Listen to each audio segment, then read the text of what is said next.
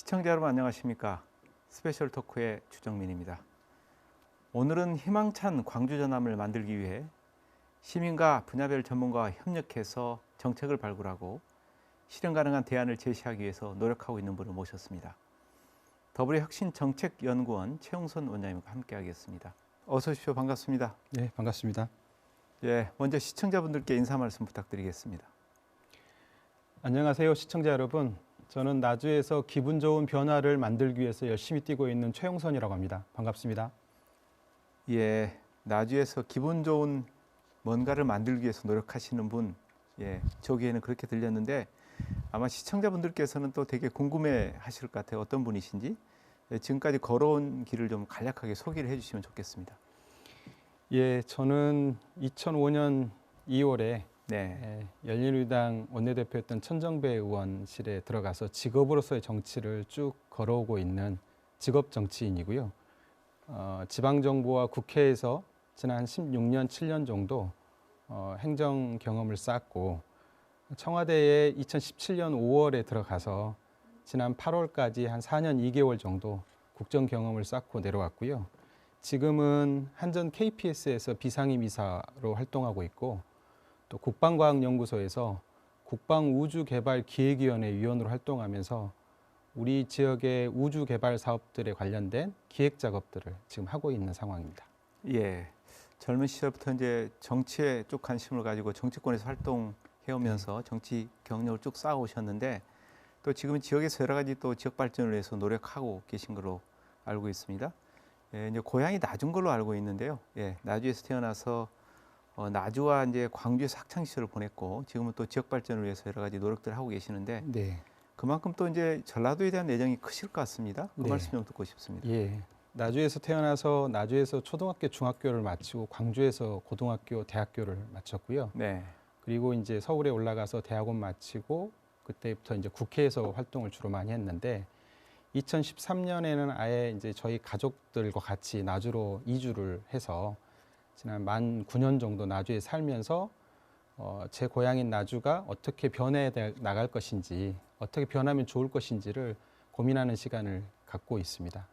예, 고향에 대한 애정을 갖고 지금 활동을 하고 계시는데, 예, 그런데 이제 앞서 말씀하신 대로 젊은 시절부터 정치에 관심을 가졌다고 하셨는데, 특히 재학 시절에 노사모로 또 활동을 하신 것 같아요. 그때부터 네. 이제 우리 진보 정치에 관심을 갖고 그 이후로 쭉 활동을 해오신 것 같습니다. 그 얘기 좀 듣고 싶습니다. 이제 제가 2000년에 4월달에 그 군에서 제대를 하고 네. 복학을 했는데 그때 총선이 있었고 그때 노무현이라는 사람이 바보처럼 부산에 내려가서 그렇게 무모한 도전을 하면서 실패하는 경험을 보고 바보 노무현에 대한 관심을 갖게 됐었고요. 그 시기에 그 바보 노무현을 안타까워하는 사람들이 전국에서 모여서 2000년 6월에 대전에 모여가지고 노사모를 창립했었는데 그때 창립 멤버로 참여하게 됐습니다. 예, 바보 노무현의 매력에 끌렸다 이런 말씀하셨는데, 그럼 그때부터 이제 정치에 관심을 가지고 쭉 활동을 해오신 거죠? 그렇습니다. 그 당시에 이제 바보 노무현이 꿈꾸던 게 지역의 차이가 차별이 되지 않는 사회를 바라는 정치를 하시겠다고 했었는데 우리 사회에 지역의 차이, 성별의 차이, 나이의 차이, 혹은 학력의 차이, 여러 가지 차별을 낳고 있는 사회지 않습니까? 그게 사회가 그 차이가 또 그 극명하게 양극화로 갈려가고 있고 그 문제를 해결하기 위해서 좀 정치가 좀 적극적으로 나서야 된다라는 거에 저도 이제 관심을 갖게 되고 저도 그 주체 일원으로 참여하고 싶다는 생각이 들어서 정치에 이제 관심을 많이 갖게 되고 직업으로서 정치의 길을 걷고 있는 상황입니다. 예. 예, 우리 정치계에 보면 이제 이 젊어서부터 정치에 관심을 갖고 쭉 관여하고 또 공부하고 또 실력을 키워나가는 정치인이 많지 않은 것 같습니다. 예, 주로 이제 다른 일을 하다가 정치권에 영입되거나 또 낙하산식으로 투입돼서 이제 활동하시는 분들이 많은데 그분들과 굉장히 차별화된다 저는 개인적인 그런 느낌을 갖고 있고요. 예, 특히 이제 이사님께서는 광주 광산구에서 또 여러 가지 활동도 하시고 또 일도 하셨더라고요. 그때 이제 여러 가지 참 의미 있는 일을 많이 했다는 얘기를 들었는데 어떤 일을 하셨는지 좀 소개를 좀 듣고 해주시죠. 예, 결국은 이제 자치구 행정이라는 게 종합 행정이고 또 하나는 이제 리빙랩처럼 생활을 하면서 문제점들을 그 생활하는 사람들과 같이 문제의식을 발굴하고 해결할 수 있는 가장 좋은 실험의 공간인데, 정당이 목표로 하는 것은 결국은 집권을 하고 집권을 통해서 국정 운영을 하는 거지만, 그 국정 운영을 하기 위한 기초 체력은 결국 이 지방 정부를 통해서 뭔가 하나의 성과를 만들고 그 성과를 전국으로 확산하는 그런 활동들을 하는 것인데, 이제 광산구에서 제가 정책팀장을 할 때 그런 기회의 공간이 열렸고, 주민 참여와 사회복지의 새로운 대안을 만들기 위한 참여를 왕성하게 했었고요. 그 과정에 저도 일원으로 한 3년 6개월 정도 광산구를 변화시키는데 열심히 노력을 했었습니다. 예, 제가 확인을 해보니까 그때 당시 이제 광산구 정책팀장으로 활동을 하시면서 전국 최초로 이제 공공 데이터를 활용하는 것들, 특히 지리정보 시스템을 활용해서 여러 가지 정책 방안을 만드셨다는 얘기를 들었습니다. 주로 이제 GIS 행정지도 이런 것들을 만들어서 실제 행정에 도움이 되도록 했다는 얘기를 들었는데, 어떤 일이었는지 좀 듣고 싶습니다.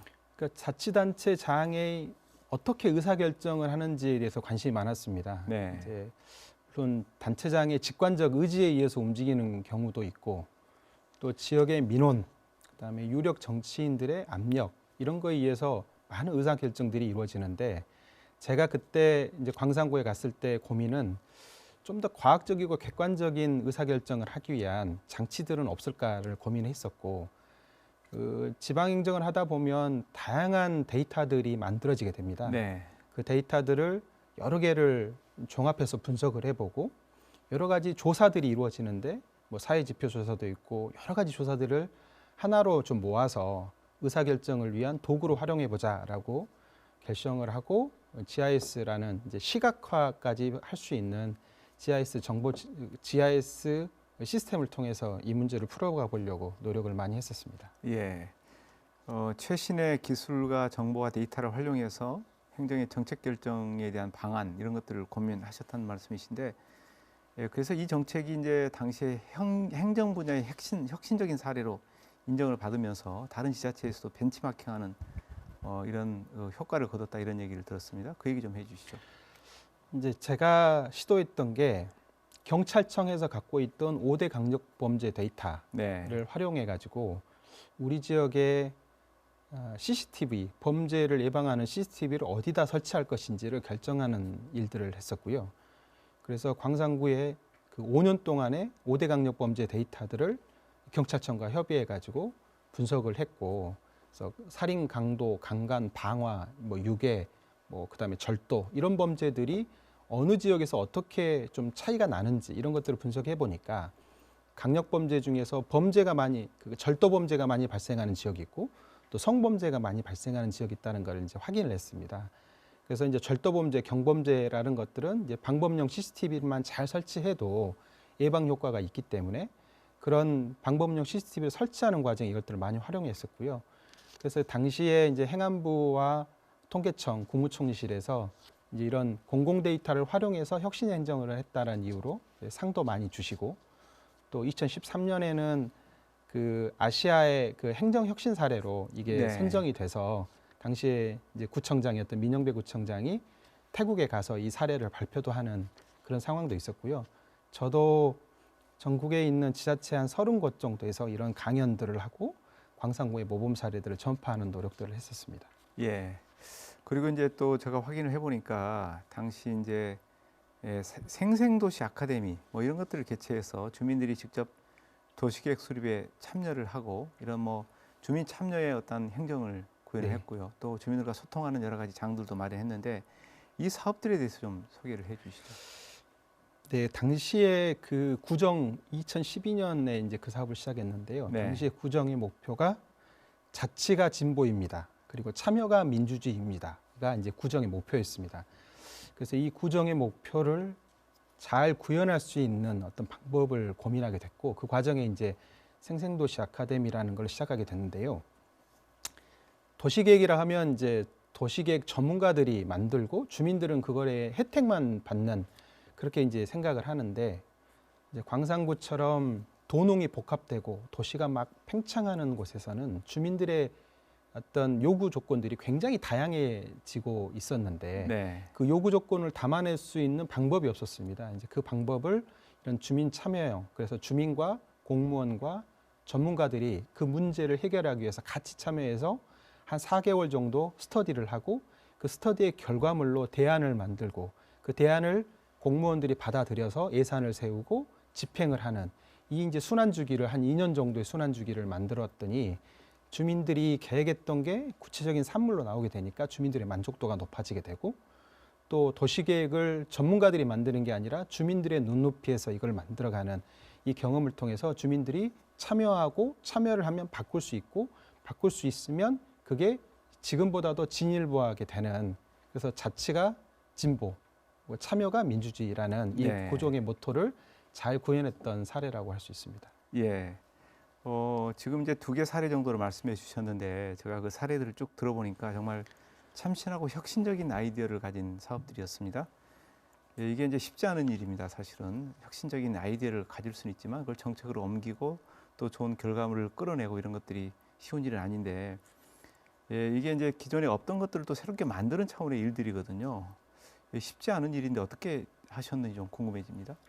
그러니까 혁신이라는 게 기존에 있는 방식과 기존에 있는 사고를 가지고 혁신이 만들어지는 것은 아닌 것 같습니다. 네. 결국 어떤 문제가 있으면 그 문제가 왜 발생하게 되는지에 대해서 그 문제의식을 같이 공유하는 사람들이 있어야 되고 그 공유하는 사람들이 각자의 장점을 가지고 이 문제를 어떻게 해결할 것인지에 대한 단계적 접근을 해나가야 되는데 대부분의 일들은 누군가가 결정을 하고 내가 왜 이 일을 하는지도 모르고 시키기 때문에 그 일을 하다 보면 수동적으로 방법을 찾게 되기 때문에 과거의 방식을 답습하는 경우가 많습니다. 네, 그렇죠. 네, 혁신이라는 것은 결국은 내가 왜 이 일을 하는지에 대한 분명한 목적의식이 있고 그 사람이 여러 가지 사람들의 생각들을 융복합시켜서 결국은 과거의 방식이 아니라 새로운 방식을 접목해 보면서 결국은 새로운 혁신이 만들어지는 그런 상황이라는 걸 이제 인지를 하게 되고 그걸 한번 실험적으로 광산구에서 한번 해봤던 것이었는데 결과가 굉장히 좋았고 제가 청와대에 가서도 이런 식의 방식으로 문제 해결들을 많이 했던 그런 경험이 결국 이 광산구에서 이 실험이 저한테 주는 어떤 노하우가 생겨서 이제 그거를 청와대에도 접목시켰던 그런 사례가 있습니다. 예, 이제 말씀 들어보니까 정말 혁신가다운 아이디어를 많이 내셨고 그 관점에서 일을 많이 추진하셨는데 혁신이 있기 때문에 세상이 변한다고 생각합니다. 그런 측면에서 저도 혁신을 좋아하는데 이사장님도 본인 스스로 생각할 때 혁신가라고 생각하십니까?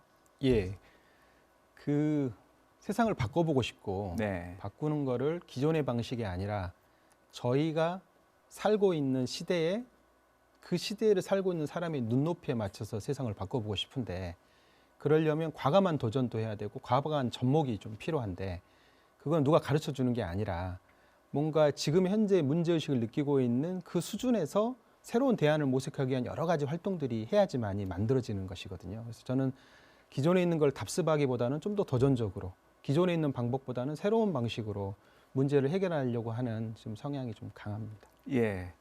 이제 혁신을 주장하는 사람들은 아이디어를 새롭게 내기 때문에 이제 좋지만 그걸 직접 또 실행에 옮기거나 또 혁신의 대상이 되는 사람들은 굉장히 어렵고 불편해지는 경우들도 많이 있습니다. 그런 부분들은 그동안에 그럼 어떻게 극복을 해오셨습니까?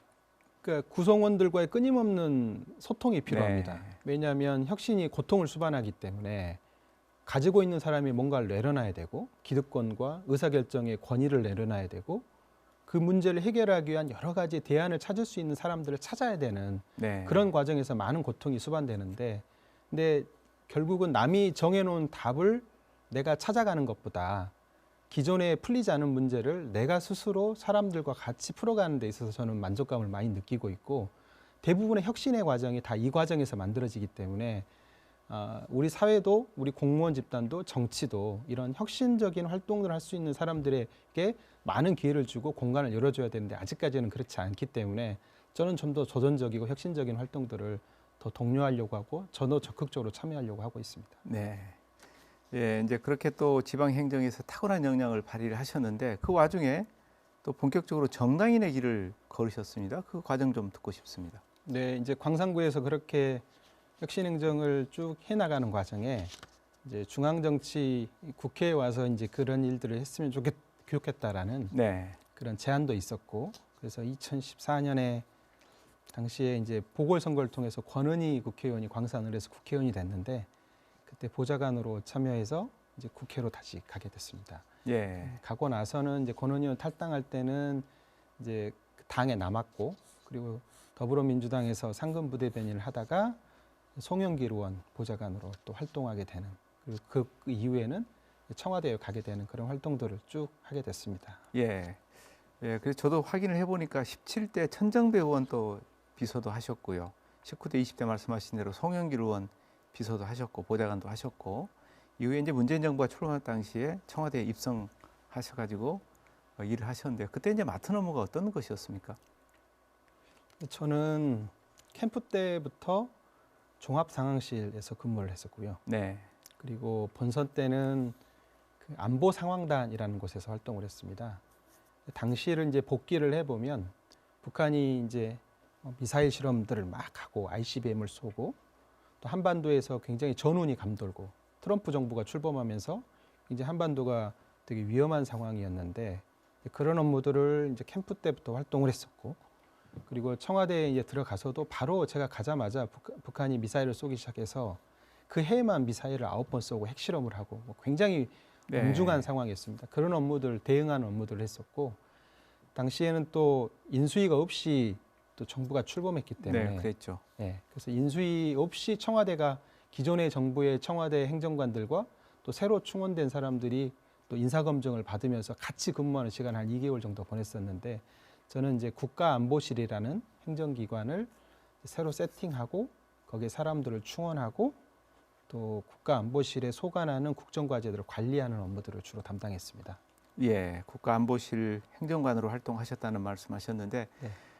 굉장히 중요한 일을 하셨을 것 같아요. 그리고 또 굉장히 급한 일도 빠르게 처리하는 그런 일도 네. 많았을 것 같은데, 예, 하셨던 일들 중에서 가장 기억에 남는 일이 있다면 이게 좀 말씀을 해주시죠.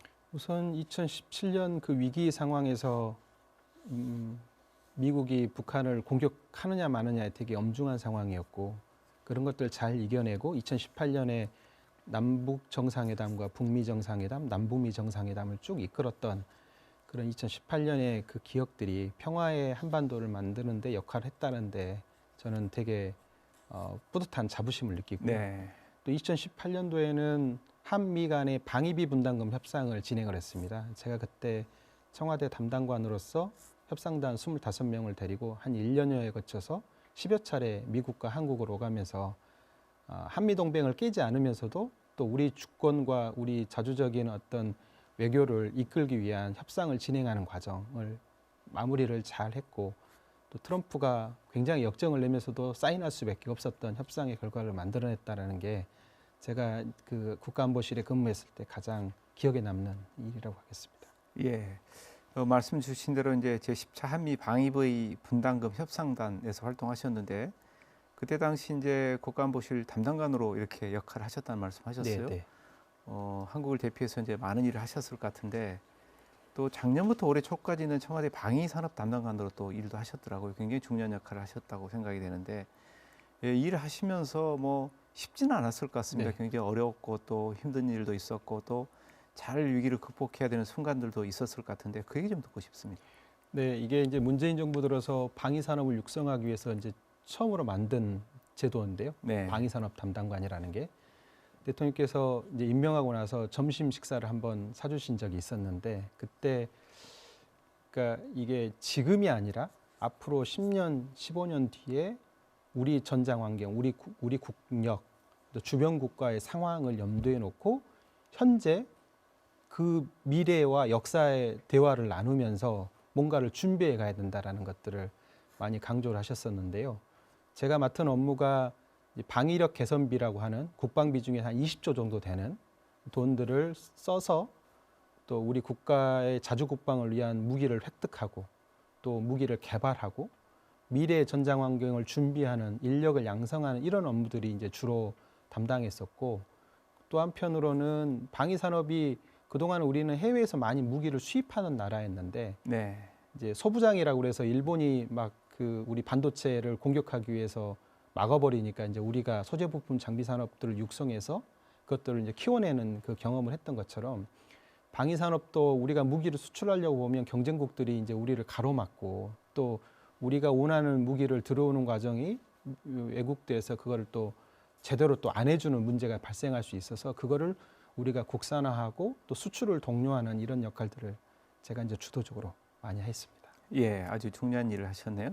예, 그리고 이제 또 최근에는 더불어민주당 20대 대통령 선거 경선 후보 이재명 열린 캠프에서 또 인재 영입 실무 지원 단장을 네. 맡으셔서 맹활약을 하셨는데 어떤 일을 주로 하셨는지 좀 궁금하고요. 그리고 또 인물 영입하는 일을 주로 하신 것 같은데 인물을 영입할 때 어떤 부분을 우선시 하셨는지 좀 말씀 듣고 싶습니다. 예, 제가 이제 그 청와대에서 근무하는 동안에 국가안보실에서도 인사 업무를 한 3년 가까이 했었고요. 네.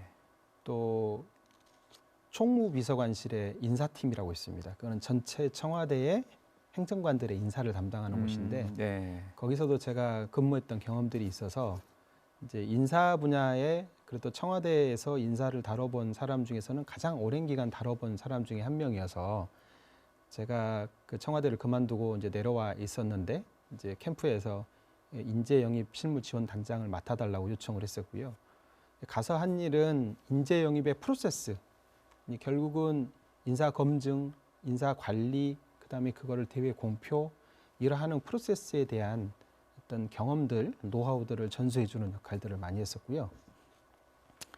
인사 원칙은 결국은 적소적재입니다. 네. 좋은 사람을 좋은 자리에 쓰는 게 아니라 그 자리에 맞는 사람을 찾는 게 인사의 이제 가장 중요한 핵심인데 우리는 주로는 사람을 중심으로 먼저 생각을 하게 되잖아요. 그렇죠. 네. 근데 이제 국정 운영을 하시는 분들에게는 이 자리값에 맞는 사람이 누구인지 그 네. 사람들을 좀 더 객관적으로 찾기 위한 그런 작업들이 필요해서 그런 부분들에 대한 도움들을 많이 줬고 이제 캠페인이 끝나고 났고 이제 본선이 진행되고 나서부터는 저는 좀 다른 업무들을 좀 맡아서 지금 하고 있는 상황입니다. 네. 아, 그래서 적재적소가 아니고 적소적재라는 표현을 네. 쓰셨네요. 네. 네. 참 의미 있는 말씀이신 것 같습니다. 네, 말씀 듣고 보니까 이제 안보와 인사 분야에서 전문가라 이렇게 평가를 할 수 있을 것 같은데 예, 정치를 떠나서 평상시 인간관계, 특히 이제 인물을 영입하고 또 인사를 관리하고 이렇게 하다 보면 인간관계도 굉장히 중요할 것 같은데 예, 어떻게 관리를 하고 계시고 또 사람 어떻게 이렇게 잘 보시는 편이라고 생각하십니까? 어떻습니까? 네, 저는 이제 청와대에 있을 때 뭐 행정관들 선별하는 그런 검증 작업도 많이 했고 네. 또 면접도 많이 보고 또 그 자리값을 부여해서 사람들을 찾는 역할도 많이 해보고 여러 가지를 해봐서 중앙부처의 그 기라성 같은 이제 행시 패스하고 또 특정직의 뭐 외교관이나 군이나 국정원에서 열심히 활동하는 분들을 우리 정부의 그 자리값에 맞는 사람들을 찾기 위한 노력들을 많이 했는데 그러다 보니까 사람들을 좀 한목적적으로 분석도 해보고 또 저분은 어떻게 하면 좋을까 이런 생각도 많이 해보고 근데 그런 과정에 이제 저도 나름대로는 노하우가 생긴 것 같습니다. 네. 예, 그래서 사람들을 만나보면 그 사람들에게 뭔가 어떤 방식으로 좀 조언이나 가이드를 해주는 그런 역할들도 많이 하고 있고 또 이게 젊은 후배들한테는 이제 국정 운영 경험이나 이제 이 정당 정치 활동이라는 게 많은 분들이 경험하는 영역이 아니기 때문에 그런 점에서 젊은 후배들한테 앞으로 이렇게 갔으면 좋겠다라는 그런 조언들을 지역에서 좀 많이 하고 있고 제가 최근에 들어서 뭐 동신대나 또 합동참모대학이나 이런 데서 이제 강연도 주로 많이 지금 하고 있는데요. 그 강연의 내용들이 당신들이 청와대의 행정관이라면 어떻게 해야 될 것인지, 청와대에 가기 위해서는 당신들이 어떤 준비를 해야 할 것인지, 네. 뭐 그런 것들을 뭐 학생들에게 자문도 해주고 그리고 강연도 하고 그렇게 지금 시간을 보내고 있습니다. 네.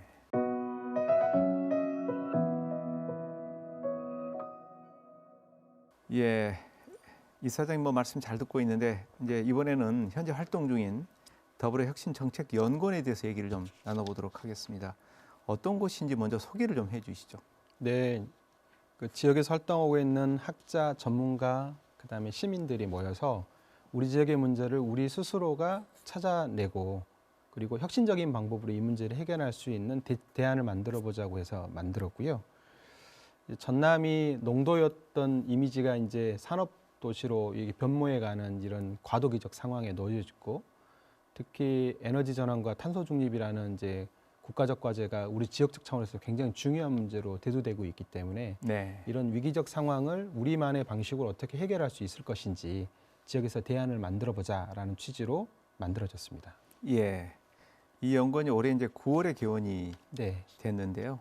이 개원하게 된 계기, 특별한 계기가 있으신 것 같은데 좀 말씀을 듣고 싶습니다. 예. 네. 그 기후 변화와 탄소 중립 문제가 지금은 그렇게 현실로 와닿지 않지만 앞으로 우리 지역사회에 미칠 파급 효과가 엄청 커지게 됩니다. 네, 그렇죠. 단적인 예가 이제 국가 온실가스 저감 목표 NDC라고 그러는데 대통령께서 얼마 전에 유엔 기후 변화 협약 당사국 총회에 가셔서 그 목표를 2018년 대비해서 2030년까지 40%를 줄이겠다라고 선언을 하셨습니다. 네. 국제적 선언인데 그러게 되면 우리가 지금 온실가스를 저감하기 위해서 석탄 발전을 중단해야 되고 그러기에 따른 또 내연기관을 중심으로 하는 자동차도 이제 언젠가부터는 그걸 중단해야 되는 상황이 놓여지게 되는데 이 과정에 전환의 위기라는 게 닥쳐오게 됩니다.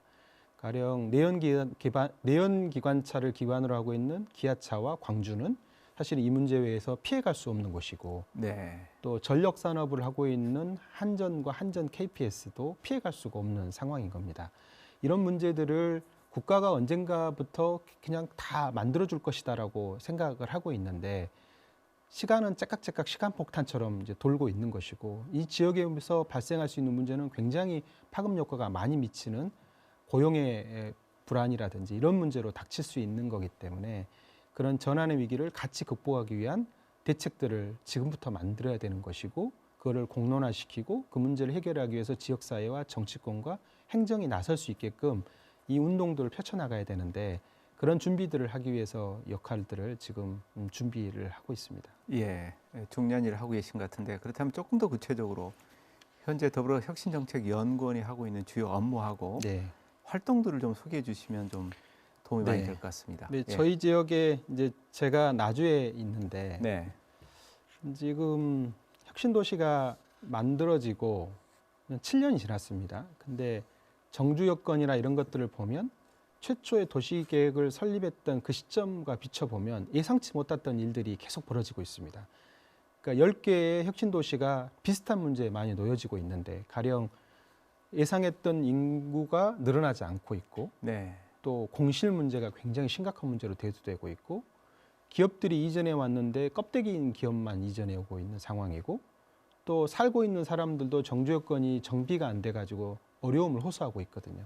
그런 문제들을 지금 주민들의 의식 조사를 통해서 발굴해 내고 있고 특히 지금 나주에서 가장 심각한 문제가 혁신도시의 그 악취 문제가 여전히 지속되고 있는데 그 문제의 고통을 호소하는 분들이 굉장히 많거든요. 그래서 그 문제의 원인이 무엇인지 해결 방법이 무엇인지를 지금 연구를 진행하고 있고 조만간 결과를 내놓을 계획을 갖고 있습니다. 예. 예, 관련돼서 지금 이제 우리 지역도 그렇고요. 또 전국적으로도 그렇고 에너지 전환이라든지 또 디지털하고 그린 뉴딜 이것도 이제 굉장히 중요한 과제이기도 하고요. 그래서 광주 전남에서도 많은 사람들이 관심을 갖고 또 뜨거운 이슈로도 대두되고 있습니다. 그래서 이와 관련해서 또 어떤 조사나 연구나 활동을 하고 계시는 게 있으면 좀 듣고 싶습니다. 그러니까 제가 청와대에 있을 때 이제 지역 뉴딜 예. 이제 이 한국판 뉴딜의 지역 버전인 게 이제 지역 뉴딜인데 이 지역 뉴딜이라는 게 뭐 별게 아니라 이 디지털 뉴딜과 그린 뉴딜의 새로운 아이템들을 지역적 차원에서 만들어내는 게 사실 지역 뉴딜이거든요. 네. 그냥 공항 만들고 항만 뭐 개비하고 뭐 이런 게 아니라 그러면 이제 우리 지역으로 보면 여기에 16개 공공기관들이 혁신도시에 내려와 있고 전력산업과 또 인터넷진흥원, 콘텐츠진흥원 같은 이런 콘텐츠 문화산업에 관련된 공공기관도 내려와 있거든요.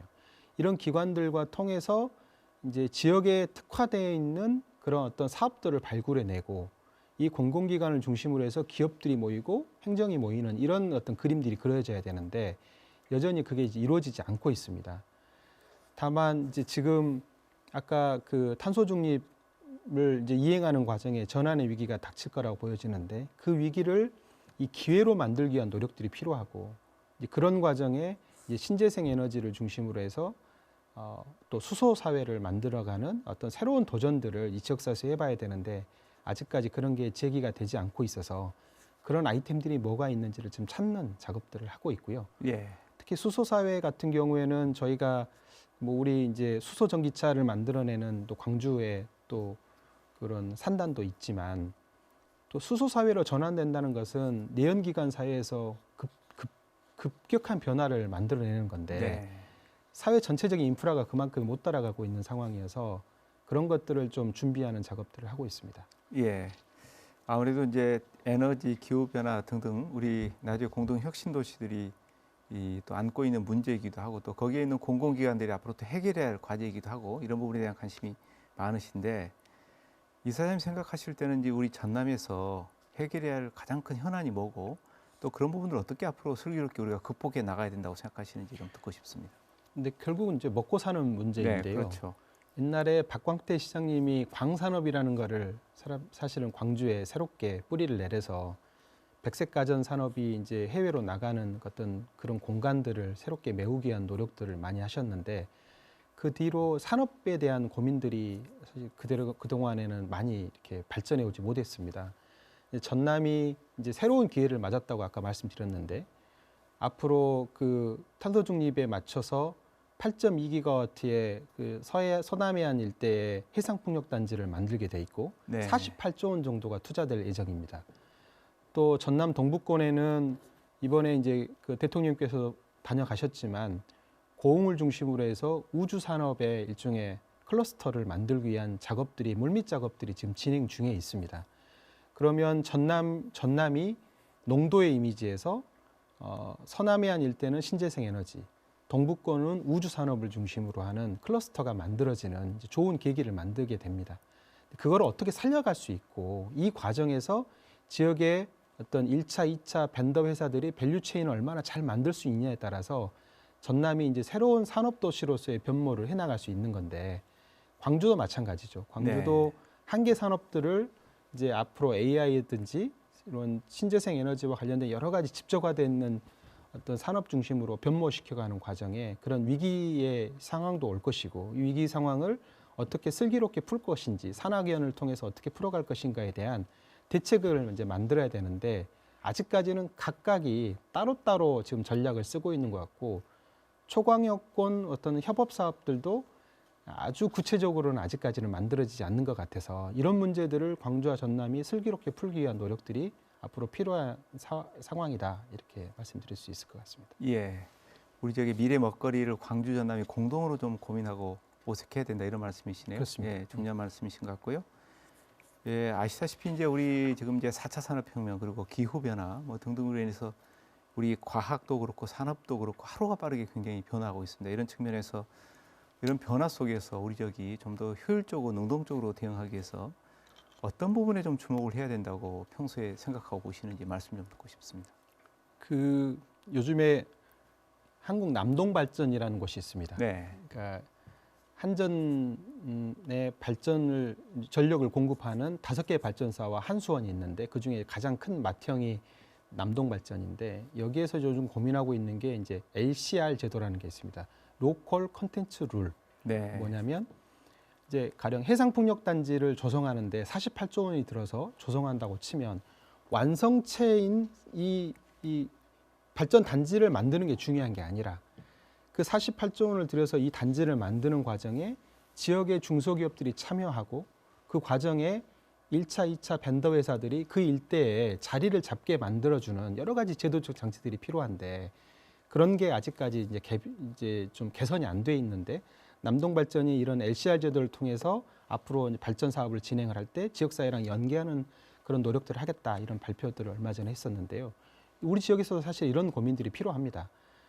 한전이 들어와서 여러 가지 기업들이 내려왔지만 역시 박스가리하는 기업들이 또 대부분이고 여기에 어떤 제조업적 기반을 갖추고 있지 못한 문제가 발생하지 않습니까? 네. 이런 것들을 어떻게 해결할 것인지에 대한 대책이 있어야 되고 또 하나는 지금 이렇게 디지털 뉴딜이나 그린 뉴딜을 통해서 새로운 것들이 만들어질 때 거기에 우리 지역의 인적 자원들을 어떻게 결합시켜서 여기를 집적화할 것인가에 대한 고민들이 필요한데 이 교육과 연계하는 이런 인적 자원을 만들어내는 것에 있어서 아직까지는 좀 관심이 좀 부족하다. 그래서 지역대학과 연계해서 이 공공기관과 이 새로운 이런 도전의 시기에 같이 결합할 수 있는 과제들을 교육과 산업과 기업이 연계해서 이렇게 만들기 위한 노력들이 좀 필요할 거라고 생각됩니다. 예, 중요한 말씀하신 것 같습니다. 우리가 함께 노력할 부분이 되게 많은 것 같고요. 이제 쭉 말씀을 제가 들어보니까 이제 이사님께서는 주로 이제 신재생 에너지, 탄소 중립 이런 쪽에 좀 관심을 네. 기울여야 된다 이런 말씀하셨고, 그리고 우리 이제 고흥에 이 나라도에 우주센터가 있는 것들을 좀 잘 활용해서 우주 산업에 대해서 육성을 해야 된다는 생각도 갖고 계시는 것 같은데, 특히 우주 전문가시니까 이 부분에 대한 얘기를 조금 더 구체적으로 듣고 싶습니다. 그 결국은 탄소 중립이 되려면 네. 마지막 게임 체인저는 우주 태양광입니다. 그래서 한전 한국에너지공과대학의 5개 연구 과제 중에 가장 중요한 과제 중에 하나가 우주 태양광입니다. 네. 이제 우주 태양광을 하려면 우주에서 이제 태양광을 하고, 그러려면 그 시설을, 발전 시설을 우주까지 쏘아 올려야 되고, 올린 다음에 거기서 발전된 것들을 지상으로 송신을 해야 되는데, 이 두 가지의 기술적인 어떤 그 단계를 극복을 해야 됩니다. 다만 이제 우리가 미사일 지침, 한미 미사일 지침이 작년에 폐지가 돼서 고체 연료를 기반으로 해서 굉장히 무거운 위성체를 띄워 올릴 수 있는 그런 기술력들을 우리가 확보를 해 나갈 수 있는 기회가 열렸습니다. 위성체 하나당 한 20톤 정도 규모의 태양광을 이제 쏘아 올려야 될 건데, 그런 기술들을 앞으로 이제 한국에너지공과대학에서 중심적으로 진행을 해야 될 것이고, 그 과정에 산학연의 어떤 연구들이 진행이 돼야 될 것이고요. 또 하나는 그렇게 우주에서 발전을 했던 것들을 지상으로 보내기 위한 송신의 역할들을 또 기술들이 확보해야 되는데, 그런 부분들이 우리 지스트라든지 에너지공과대학에서 중심적으로 연구를 하다 보면 그 과정에 이 조그만한 기업들이 만들어지고 스타트업이 만들어져서, 그런 과정에서 이제 일종의 아까 말씀드린 우주 산업의 밸류 체인들이 우리 지역 사회에 자리 잡게 된다. 그렇기 때문에 신재생 에너지와 우주 산업이 별개의 문제가 아니라 앞으로 20-30년간 우리 지역 사회를 중심으로 해서 고도화 시켜야 될 영역인데, 그 부분에 대해서는 아직까지 구체적인 그림들이 아직 안 만들어지고 있습니다. 지금 전라남도에서 이 우주산업 클러스터와 관련된 연구 용역을 진행하고 있고, 네. 또 이재명 후보가 이걸 공약으로 내세웠고, 또 이제 우리 민주정부 4기 민주정부가 구성이 되게 되면 이 우주청 같은 이제 행정기구가 만들어지면서 이 우주산업을 육성하기 위한 이제 노력들이 진행이 될 건데, 그 시대를 맞춰서 우리가 차분히 그런 내용들을 또박또박 준비를 해나가야 된다.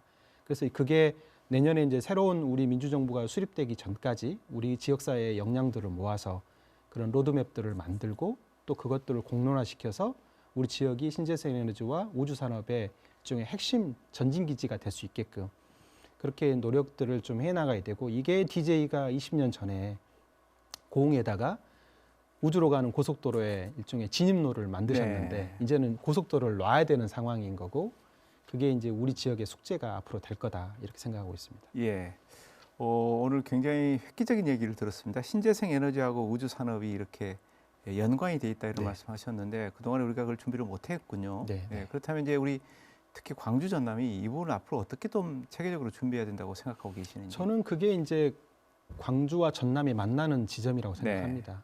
광주와 전남이 하나의 사업을 놓고 경쟁하는 게 아니라, 광주 전남을 우주 산업의 전진기지를 만들겠다라는 DJ의 중에 그런 숙제를 이제 드디어 저희가 이제 이행할 시기가 왔기 때문에, 그 과정에 초광역권의 어떤 여러 가지의 고민들을 저희가 하나로 모아야 될 시기라고 생각하고요.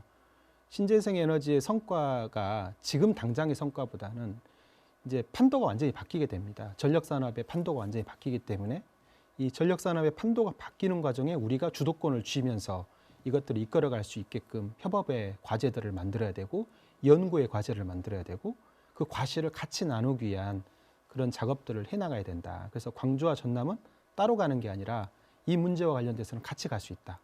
그리고 연구기관들도 따로따로 하는 게 아니라 이 연구기관의 역량들을 하나로 모을 수 있는 좋은 기회가 이 신재생 에너지와 우주 산업이 이제 드디어 시작되면서 광주와 전남을 중심으로 만들어갈 수 있다, 이렇게 생각합니다. 예. 광주 전남이 힘을 합쳐야 된다 이런 말씀이시네요. 네. 예. 그렇다면 이제 그런 계획들도 고민들을 더불어혁신정책연구원에서도 지금 함께 진행하고 계시는지 좀 묻고 싶습니다.